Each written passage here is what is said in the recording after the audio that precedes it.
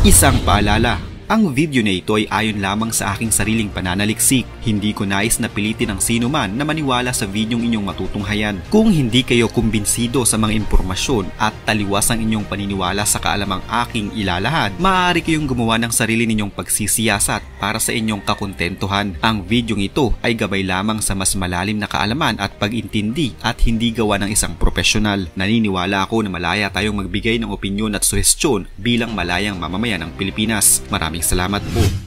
Ang mas lalo pang tumitinding trade war na ipinataw ni dating Pangulong Donald Trump sa China ay nagdulot ng matinding epekto sa ekonomiya ng bansa. Habang tumataas ang mga taripa, bumagsak ang pag-export ng China, nagdulot ng pagbaba ng produksyon at naapektuhan ang negosyo at industriya. Ang resulta ng mga hakbang na ito ay isang malubhang krisis sa loob ng bansa, kung saan 1.4 bilyong mamamayan ng China ang nagkaroon ng malalaking problema sa kanilang kakayahan sa paggastos. Dahil sa mga taripa, mas mahal ang mga imported na produkto at hindi na kayang bumili ng karamihan ng mga mamili ng mga basic na mga pangailangan. Dahil dito, tumaas ang antas ng kawalan ng trabaho at ang mahihirap na sektor ng China ay lalo pang pinahirapan, na nagresulta sa paghihina ng kanilang kakayahan sa ekonomiya. Sa pangmatagalang epekto, nagiging mahirap para sa China na bumangon mula sa epekto ng digmaang taripa. At kasalukuyang pinapakita na ang mga mamayan ng bansa ay nahihirapan sa kanilang pang-araw-araw na buhay at sa kanilang kakayahang bumili ng mga produkto at serbisyo. Sa patuloy na pag-init ng tensyon sa pagitan ng Estados Unidos at China, isang malawakang digmaan sa kalakalan ng sumiklab na may malalim at masaklap na epekto sa ekonomiya ng dalawang bansa at ng buong mundo. Nitong Abril lamang, ipinataw ng Estados Unidos ang pinakamataas nitong taripa sa kasaysayan, umaabot sa 245% sa mga produktong inaangkat mula sa China. Bilang tugon, nagpatupad din ang China ng 125% na taripa laban sa mga produktong Amerikano. Sa halip na magbunga ng negosasyon, nauwi ito sa halos ganap na pagtigil ng direktang kalakalan sa pagitan ng dalawang pinakamalalaking ekonomiya sa mundo. Ang mga unang tinamaan ng krisis ay ang mga kumpanya sa China na nakatuon sa pag-e-export ng produkto sa Estados Unidos. Libo-libong negosyo, lalo na sa mga probinsyang pang-industriya gaya ng Guangdong at Zhejiang, ang nawala ng mga kliyente. Sa pagkawala ng demand mula sa US, kinailangan ng maraming pabrika na magsara o magbawas ng operasyon. Nagresulta ito sa malawakang tanggalan ng mga manggagawa. Karamihan ay mga migranteng manggagawa na umaasa sa industriyang ito para sa kanilang kabuhayan.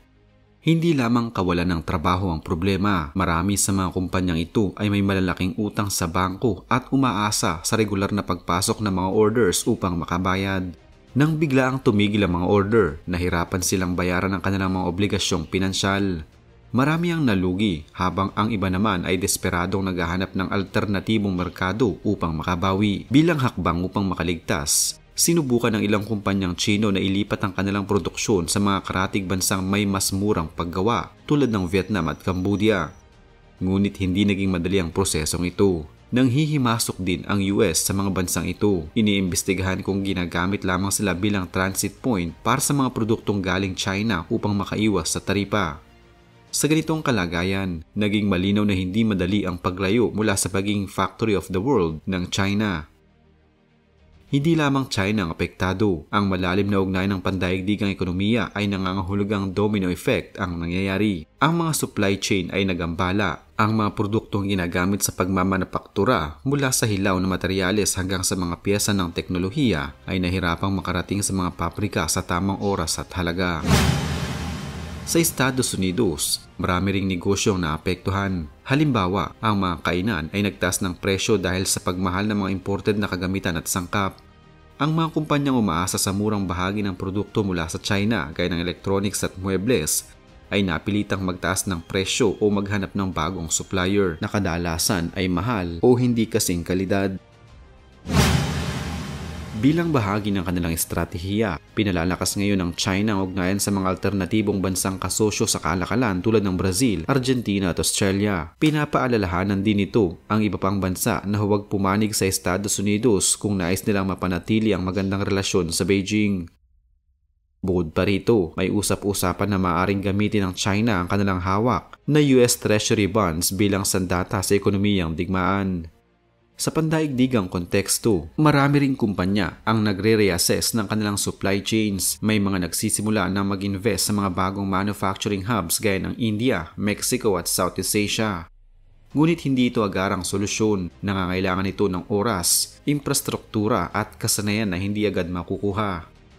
Ayon sa mga ekonomista, kung magpapatuloy ang mataas na taripa sa pagitan ng dalawang bansa, maaaring bumaba ng 0.6% ang GDP ng China sa susunod na 3 taon. Sa mas matinding senaryo, maaaring bumaba ito ng hanggang 2.5%. Hindi ito simpleng pagbaba. Ito ay nangangahulugang milyong-milyong trabaho at bilyong-bilyong dolyar na kita ang mawawala.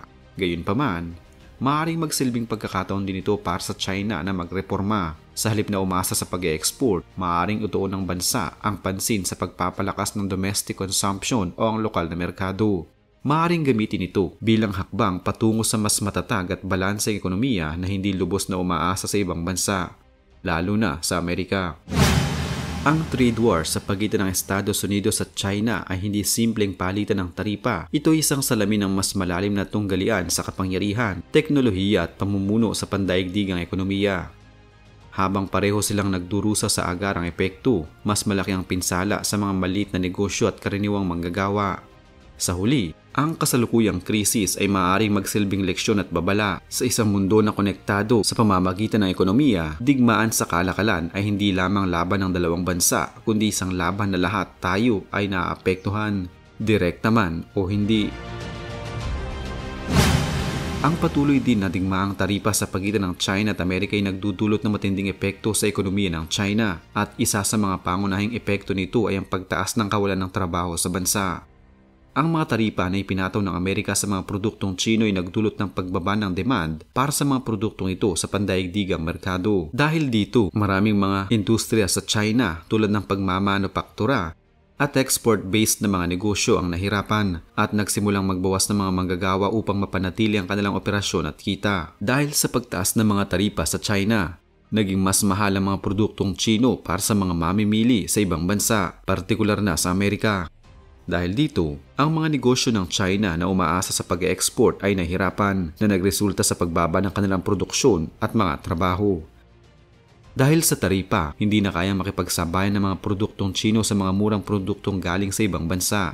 Ang kakulangan ng competitiveness ng mga produktong Chino sa global market ay nagdulot ng pagsasara o pagpapalit ng operasyon ng mga kumpanya na nagreresulta sa pagtaas ng kawalan ng trabaho.